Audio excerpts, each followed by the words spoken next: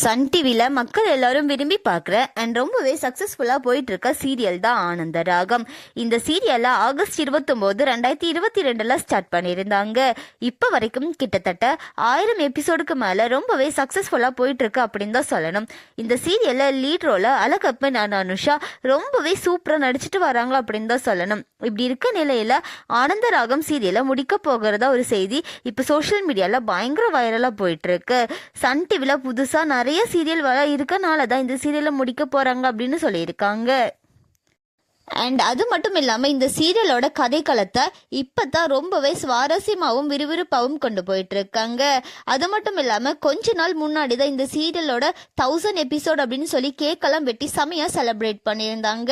அதோட வீடியோ கூட இன்ஸ்டாகிராமில் ஷேர் பண்ணியிருந்தாங்க.